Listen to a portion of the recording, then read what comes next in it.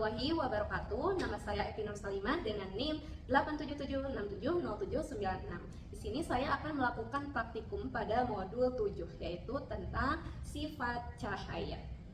Baik, yang pertama adalah percobaan pemantulan cahaya dengan tujuan menjelaskan sifat-sifat cahaya, menjelaskan sifat-sifat bayangan yang dihasilkan oleh cermin, menjelaskan sifat-sifat bayangan yang dihasilkan oleh lensa, menemukan fokus cermin cekung, dan menentukan fokus lensa cembung. Adapun alat dan bahan yang perlu disiapkan, yang pertama ada cermin datar, lalu ada cermin cekung, cermin cembung, lampu senter, busur derajat, ada kertas putih, lalu ada lilin, ada tabir kertas atau layar, lalu ada celah cahaya, dan juga yang terakhir di sini saya membuat tapakannya. Maka pertama yang harus kita lakukan adalah menyusun percobaan untuk cermin datar. Sini saya ada cermin datar, kita simpan sini. Lalu ada celah cahaya, lalu ada senter. Simpan seperti ini. Kita coba nyalakan ya. Seperti ini.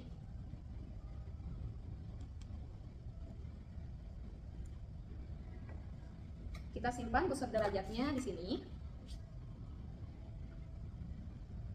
Ada pemantulan ya.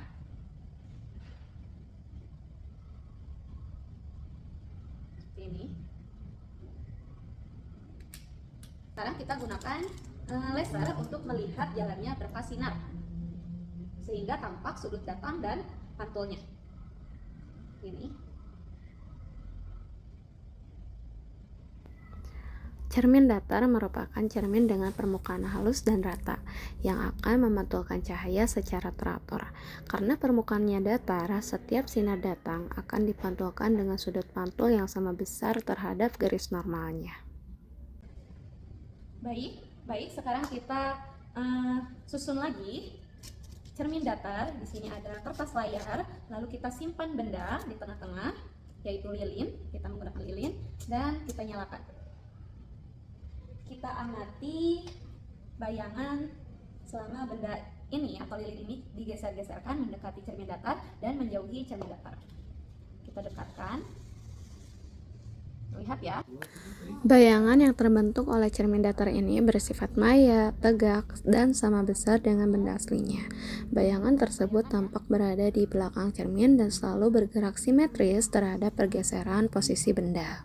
Kita lihat besar sudut datang dan sudut pantul di depan cermin cembung. Sini kita simpan. Cermin cembung adalah cermin dengan permukaan melengkung keluar.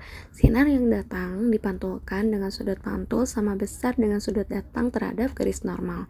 Namun, sinar pantul pada cermin cembung menyebar atau divergen. Sekarang kita amati menggunakan cermin cembung. Bagaimana? Kita nyalakan lilinnya, kita amati jalannya berkas cahaya pada saat sebelum dan sesudah mengenai cermin cembung. Geser-geserkan secara perlahan ya. Bayangan yang terbentuk oleh cermin cembung bersifat maya, tegak, dan lebih kecil dari benda.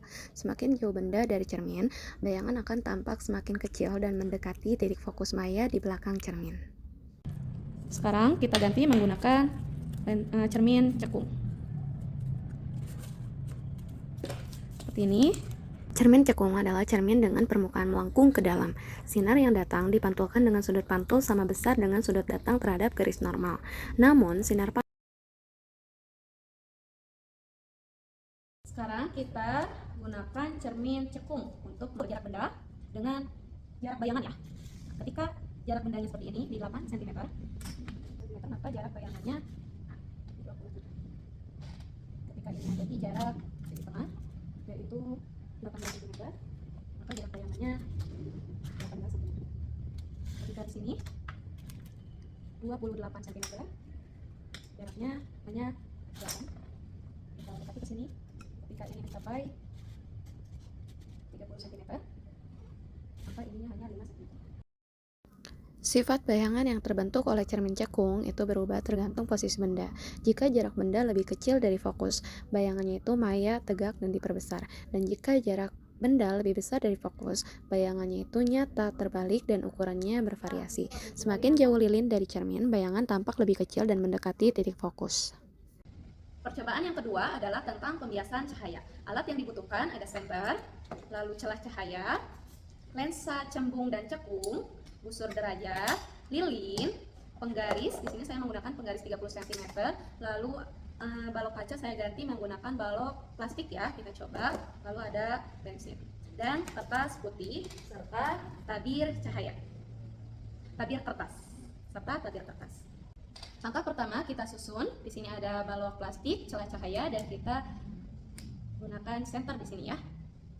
Nyalakan dan amati jalannya berkas sinar pada saat dan sebelum menembus balok kaca. Pembiasan pada balok plastik terjadi ketika cahaya melewati batas antara udara dan plastik, lalu masuk ke dalam balok plastik yang lebih rapat optiknya. Saat cahaya datang dari udara ke balok plastik, arah cahaya akan dibelokkan mendekati garis normal karena kecepatan cahaya dalam plastik lebih lambat dibandingkan di udara. Begitu cahaya keluar dari balok plastik kembali ke udara, cahaya akan dibelokkan menjauhi garis normal karena berpindah ke medium yang kurang rapat. Arah dan besar pembelokan cahaya ini tergantung pada sudut datang dan indeks bias balok plastik. Saat menggunakan lensa cembung untuk melihat huruf di buku dari jarak yang sangat dekat, huruf tersebut terlihat lebih besar dan tegak. Ketika lensa digeser sedikit menjauhi dari huruf, bayangannya menjadi semakin besar, tetapi kemudian menjadi kabur dan akhirnya menghilang jika terlalu jauh. Hal ini terjadi karena posisi huruf masih lebih dekat dari titik fokus lensa, sehingga lensa membentuk bayangan yang maya, tidak bisa ditangkap oleh layar, tegak, dan diperbesar. Langkah selanjutnya kita susun lilin, lalu pasangkan cermin cembung dan tabir layar, tabir kertas. Kita nyalakan lilinnya. Ini kita geser-geserkan.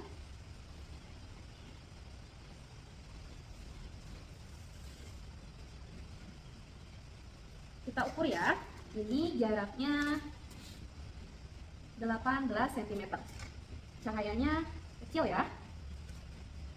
Kita coba dengan jarak pada 12 cm. Seperti ini. Kita ukur dengan jarak 6 cm. Seperti ini. Dan ketika jaraknya 1, maka seperti ini.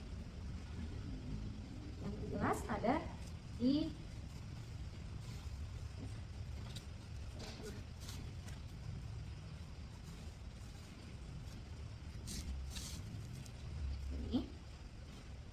jelasnya ada di jarak 7 cm ya, dia bulat sempurna.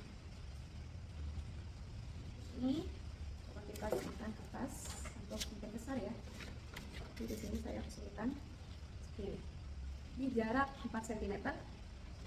Jika dia di jarak 1 cm, maka cahayanya seperti ini.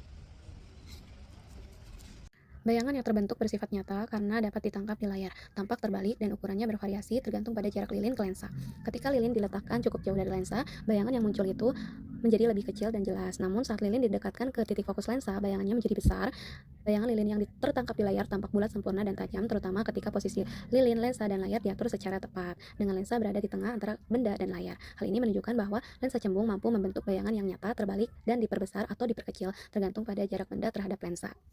Penggunaan lensa cekung untuk melihat huruf di buku dari jarak dekat, huruf akan terlihat lebih kecil, tegak, dan bayangannya itu maya. Saat lensa digeser menjauh, bayangan tetap maya dan tidak bisa diperbesar seperti pada lensa cembung. Lensa cekung selalu membentuk bayangan yang diperkecil dan tidak bisa menangkap bayangan nyata di layar.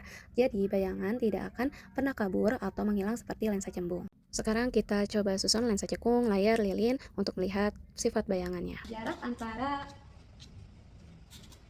tabir kertas dan lensa cekungnya 10, sementara kita geserkan.